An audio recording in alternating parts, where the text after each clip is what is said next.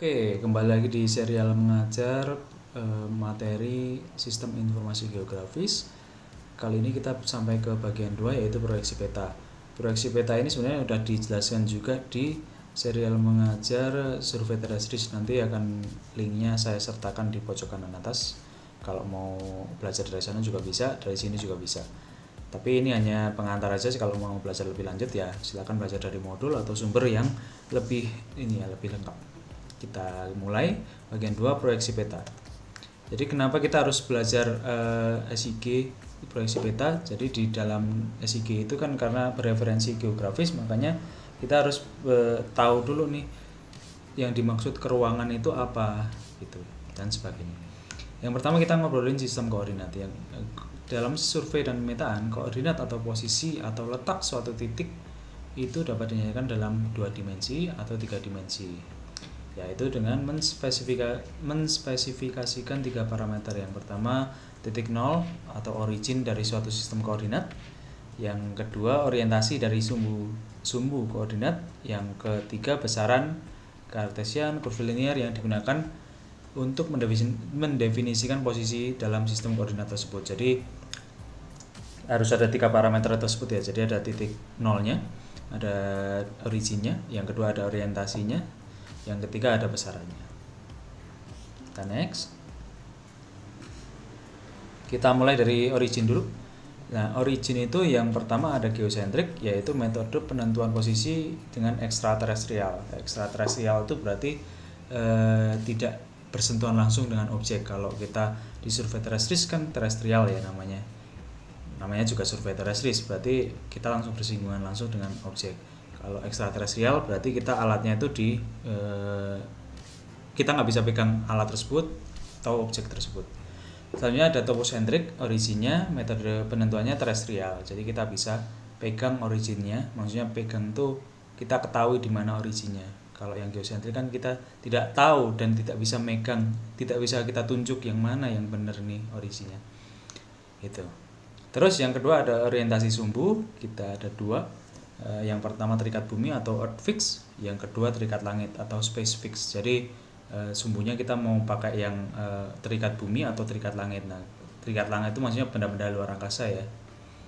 Yang ketiga ada besaran, yaitu kalau jarak itu sama dengan ke Cartesian itu bentuknya X, Y, dan Z. Mungkin teman-teman juga udah biasa dengar X, Y, dan Z, atau esting, northing, atau Z, nah gitu ya. Terus selanjutnya ada sudut dan jarak. Nah, ini adalah geodetik ya. Sudut geodetik berarti ada lintang, bujur, dan tinggi elipsoid. Gitu. Kalau masih asing bahasanya silakan nanti dipelajarin di sumber-sumber lain. Kita next dulu. Nah, selanjutnya kita belajar sistem referensi koordinat. Yang pertama itu ada CIS, yaitu Conventional Inertial System. Yang kedua ada CTS, Conventional Terrestrial System. Yang ketiga sistem referensi elipsoid atau geodetik. Nah, sistem 1 ini digunakan untuk mendefinisikan posisi-posisi dan pergerakan satelit dan benda-benda langit. Jadi yang CIS itu untuk inersia, itu untuk di luar angkasa lah gampangnya. Yang sistem 2 dan 3 digunakan untuk mendefinisikan posisi dan pergerakan titik di permukaan bumi. Gitu. Jadi yang kita pakai CTS atau sistem referensi elipsoid. Next. Nah, ini ada contoh bumi ya. Buminya divisualisasikan bulat, terus ini dipotong tengah, ini ada Z aksis, yang ini ada X aksis, Y aksis. Nah, tadi kalau EGZ kan tadi yang ini ya, yang jarak ya, Cartesian ya. Terus kalau yang ini, yang ada ekuator, ada Greenwich, ini pasti ngomongin yang sudut, lintang, bujur, dan tinggi elipsoid. Nah, ini kalau sudut ya berarti misalkan titiknya titik A ini ya. Titik A ini berarti dia memiliki nilai longitude, latitude, dan ketinggiannya berapa terhadap si titik ini ya. Nah, ini originnya ini. Yang ini ada originnya. Terus ada sumbu-sumbunya yang tadi disampaikan, ada sumbu X, sumbu Y, ada sumbu Z. Nah, dan juga ada besarannya. Kalau di Cartesian biasanya yang umum digunakan itu meter. Gitu. Ini adalah visualisasinya. Terus di sini ada ekuator dulu deh. Ekuator ini berarti garis tengah bumi ya. Nah ini kalau di utara ekuator berarti ini ya ke sini. Nah itu berarti namanya lintang utara areanya. Kalau titiknya berada di sekitar sini misalkan, nah itu berarti dia memiliki nilai lintang utara. Nah terus kalau di selatannya, kita ganti warnanya pakai warna biru ya. Kalau yang di selatannya ekuator berarti lintang selatan. Kalau titiknya ada di sekitar sini berarti dia memiliki nilai lintang selatan. Jadi tidak mungkin suatu titik memiliki lintang utara dan lintang selatan, itu nggak mungkin. Oke, terus selanjutnya ada tadi ekuator ke utara, ekuator ke selatan. Nah, sekarang ngomongin Greenwich.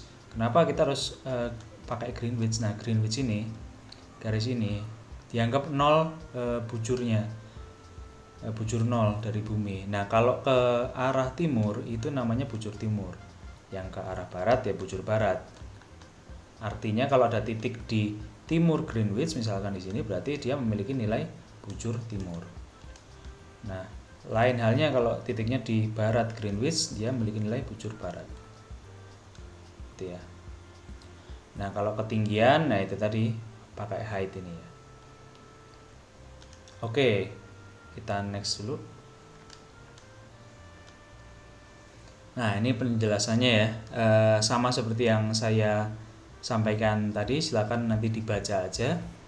Yang mungkin belum kurang saya jelaskan ini ya, tinggi elipsoid adalah tinggi sepanjang garis normal elipsoid sampai ke titik yang bersangkutan. Nah selanjutnya kita akan bahas datum geodesi. Datum itu adalah kata tunggalnya adalah data. Terus ada datum yang geodesi lokal, ada juga datum yang global. Nah ini datum ini setiap titik di muka bumi itu beda-beda. Nah terus kita coba baca dulu. Datum adalah sejumlah parameter yang digunakan untuk mendefinisikan bentuk dan ukuran elipsoid referensi untuk pendefinisian koordinat geodetik serta kedudukan dan orientasinya terhadap fisik bumi. Di antaranya yaitu yang pertama ada elipsoid yang dipakai, sumbu mayor dan minor, dan F ke penggebengan ya. Nanti coba dicek di video proyeksi peta yang survei terestris. Selanjutnya ada kedudukan origin, geosentrik atau tidak. Yang selanjutnya ada orientasi sumbu terhadap CTP. Terus ada undulasi vertikal, undulasi dan defleksi vertikal di titik datum. Nah, ini akan dipelajari lebih lanjut di geodesi fisik ya. Oke, itu adalah tentang datum. Jadi dia adalah parameter yang digunakan untuk mendefinisikan posisi serta elevasi. Kita next dulu. Yang selanjutnya ada proyeksi peta. Definisinya adalah proyeksi peta adalah suatu transformasi besaran dari permukaan bumi yang berbentuk lengkung yang seperti bola ke bidang peta atau bidang datar. Makanya ada karena dari bidang lengkung ke bidang datar makanya ada transformasi. Nah, transformasi besarannya itu disebut proyeksi peta. Selanjutnya ada model bumi. Nah, secara matematik bumi itu paling mudah dimodelkan dengan bentuk elipsoid. Nah, besaran-besaran di elipsoid, posisi, sudut dan jarak itu kemudian ditransformasikan ke bidang peta. Kita next. Nah, ini ada contoh adalah proyeksi Mercator. Proyeksi Mercator adalah salah satu proyeksi yang ada di bumi ini ya. Nah, ini kan dari awalnya kan bentuk bumi kan bulat ini ya, bola lah, bulat. Nah, ini kita pakai proyeksi tangen at ekuator. Jadi dia bersinggungan di ekuator tabung ini. Terus ini sebagai sumbunya, sumbu orientasi, titik originnya. Nah terus ketika dibentuk tabung, nah ini kan berarti setiap bagian ini kan nggak sama nih panjangnya nih, karena semakin mendekati kutub semakin panjang berarti ya distorsinya. Makanya ketika berbentuk tabung yang di dekat ekuator ini, bukan cuma dekat ya, yang secara ekuator ini scale faktornya masih sama 1:1. Nah semakin turun posisinya nanti semakin jauh, semakin berbeda. Nah ini kalau bisa diperhatiin jarak ini kan beda ya. Nah, bisa dilihat di sini juga Mercator projection ini. Nah, ini kalau di ekuator di tengah ini, Indonesia di tengah ya, ada di Kalimantan Barat, Tugu Nol. Nah, terus semakin ke kutub utara maupun selatan sudutnya semakin besar. Ini gambarannya aja. Jadi tadi gambarannya dari bumi yang bulat dijadikan peta yang bidang datar 2 dimensi. Nah, ini ada caranya transformasi. Nah, itulah disebut sistem proyeksi peta. Next. Nah, sistem proyeksi ini adalah transformasi dari realitas permukaan bumi ke suatu bidang datar atau bidang yang dapat didatarkan, seperti tadi yang disampaikan ya. Terus selanjutnya komponen vertikal atau tinggi mengacu pada muka laut rata-rata atau tertinggi atau terendah. Nah, ini bisa dipilih salah satu, cuman umumnya kita pakai muka laut rata-rata sebagai titik nol elevasinya, tergantung keperluan dan jenis peta. Nah, selanjutnya ada akibat transformasi terjadi distorsi pada sudut, pada jarak, pada arah dan luasan. Seperti yang tadi contoh sederhananya adalah ketika panjang di ekuatornya misalkan 100 meter di ekuator. Tapi ketika posisi 100 meter ditaruh di dekat kutub, maka panjangnya akan semakin panjang. Jadi enggak 100 meter dari peta 100 meter, cuman di lokasi aslinya enggak segitu. Jadi pemilihan sistem proyeksi terhadap lokasi lokasi titik itu penting juga dipilih ya. Jadi nggak sembarangan milih sistem proyeksi. Jadi selalu ada distorsi. Nah, setelah itu yang bisa kita pelajari adalah klasifikasi proyeksi peta. Nah, klasifikasi proyeksi peta ini atau faktor ekstrinsik ini, yang pertama kita ngobrolin klasifikasi pertama kita dari bidang proyeksinya. Itu apakah kita pakai bidang datar, bidang silinder, atau kerucut. Nanti ada gambarnya. Yang bidang datar itu disebut juga azimutal, silinder silindrikal, kerucut diakonik.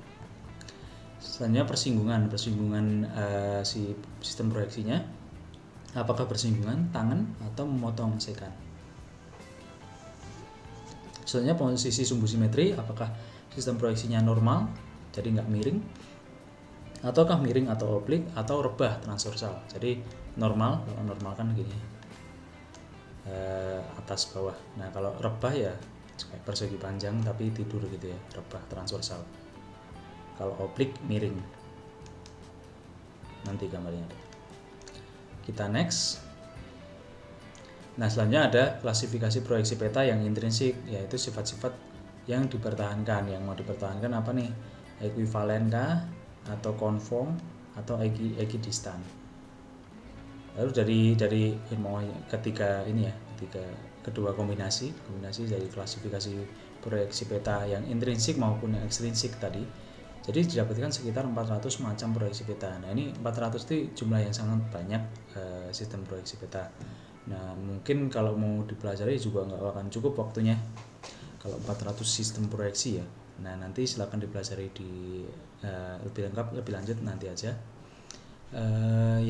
Yang kan kita obrolin yang kita pakai, karena kita posisinya Indonesia itu di ekuator yang biasa dipakai itu UTM atau TM3.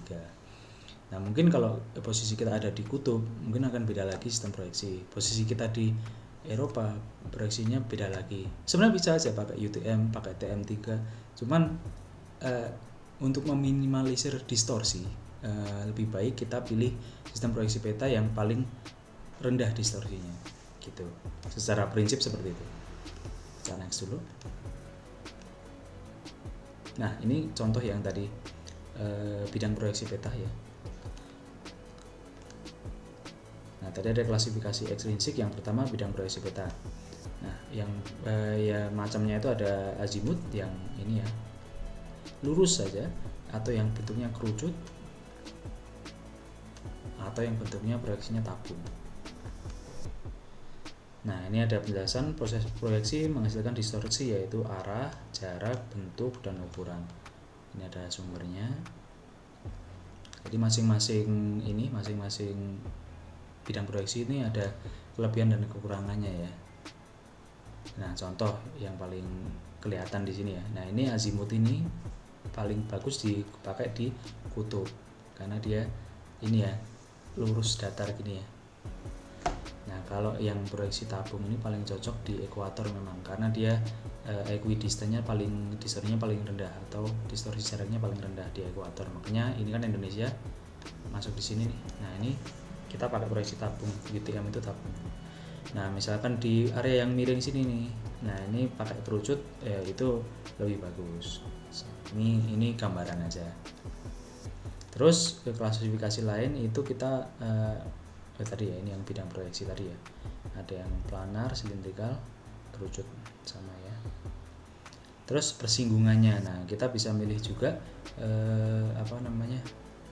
persinggungan antara bumi dengan sistem proyeksinya mau yang gimana, maukah yang langsung bersinggungan, ini kan bersinggungan namanya tangan, atau yang memotong itu di dalamnya ya, itu bernama sekan. Nah, ini juga ada penempatannya harus gimana ya. Contoh ya seperti tadi, kalau yang di ekuator ya itu sebaiknya pakai yang silindrikal yang bersinggung aja. Kalau yang agak lokasinya di sini nih, Eropa biasanya itu yang pakai yang sekan. Kita next. Nah, posisi sumbu simetri juga penting untuk dipilih. Nah, ini yang normal, yang berdiri tegak normal ya. Nah, ini yang miring atau oblik. Nah, ini yang transversal. Ini ya, yang bentuknya rebah ya. Nah, kombinasi dari banyak tadi itu hampir 400 macam proyeksi peta. Jadi nggak akan cukup kalau kita pelajarin semuanya, makanya ada banyak sekali kombinasinya. Yang kita perlukan ya yang kita pakai sehari-hari aja. Kita next. Nah, ini adalah contoh yang umum kita pakai, yaitu UTM zona UTM. Jadi UTM itu ada nomornya, jadi setiap zona itu memiliki nomor masing-masing. Contoh Indonesia itu misalkan di Jawa Barat ya, Jawa Barat sini ya. Nah, Jawa Barat sekitar sini. Nah, ini berarti pakai zona 48 di sini ya. 48 karena dia di bawah ekuator, si Jawa Barat di bawah ekuator, berarti dia M, zonanya 48 M. Atau kalau di software itu biasanya pakai 48 S ya. Kalau di utara dari ekuator itu N, kalau di selatannya itu adalah S, biasanya gitu. Nah, kita harus tahu nih, jadi pekerjaan kita di mana. Jadi ketika pekerjaan kita misalkan di Australia, sini. Nah, ini kita harus tahu nih, ini kalau mau pakai sistem proyeksi UTM, ini di zona berapa. Nah, ini kalau ini dari sini berarti 54J, zona 54J. Jadi kita harus tepat ketika milih zona UTM kalau kita pakai sistem proyeksi UTM. Jadi nggak boleh sembarangan ya. Kita di Indonesia tapi kita pakai zona 20 ini ya, zona 20 F misalkan. Nah, ini sangat keliru gitu ya. Gitu. Kita next. Nah, ini Indonesia yang tadi di zoom ya.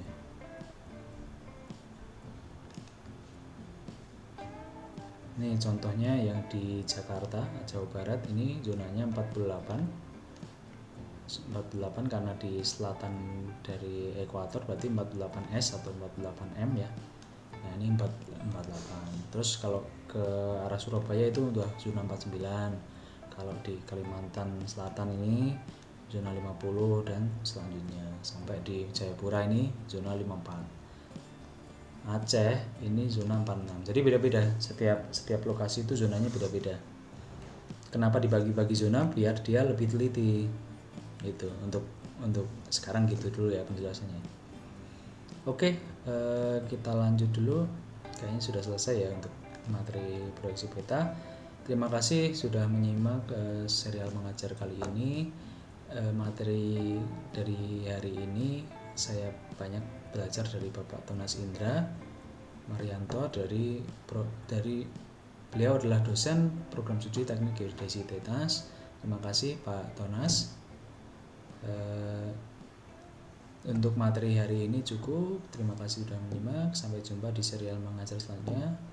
Bye bye.